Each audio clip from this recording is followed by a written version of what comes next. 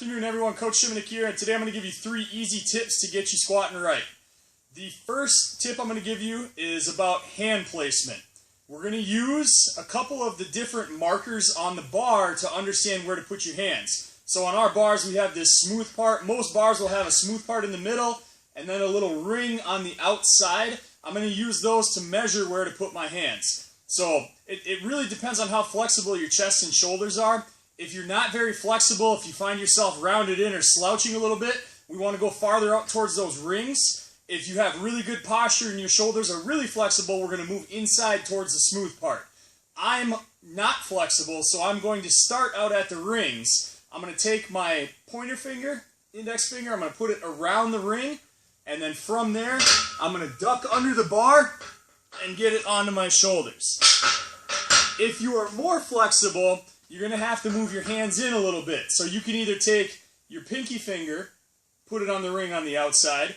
Okay, that'll bring you in a tighter hand position as you duck under. Or if you're a little smaller than I am, or if you have really flexible shoulders, you can go thumb to the end of that smooth part in the middle, or you could even go hand to the end of that smooth part in the middle if you're pretty small or if you have really flexible shoulders. So biggest thing on that one, figure out what works for you and what leads to a more comfortable bar position.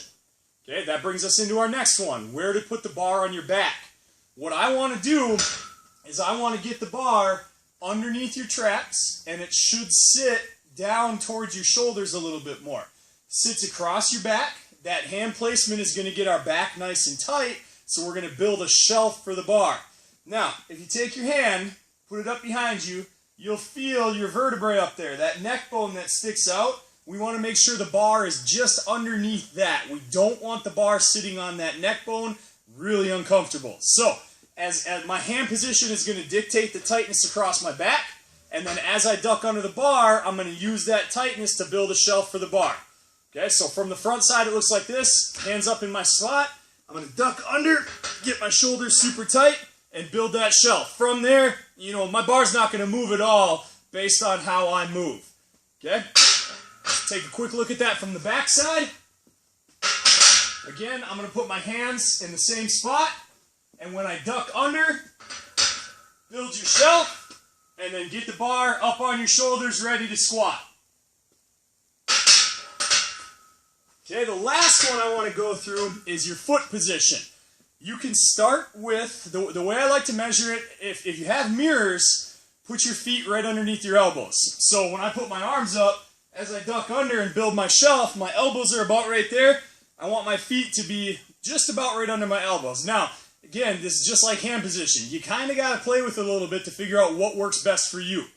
If you can't get to your depth from there, try moving a little wider. If your knees are buckling in as you squat, move them back in just a little bit. So if you're new to squatting, you're gonna have to play with it a little bit to figure out what works best for you. My biggest tip on all of this is try to be a robot. Make everything the same every time you go. So if this week I put my hands up, I put my index finger on the ring, don't switch it to the inside. Always put your hand on that ring. Always duck under the bar the same way.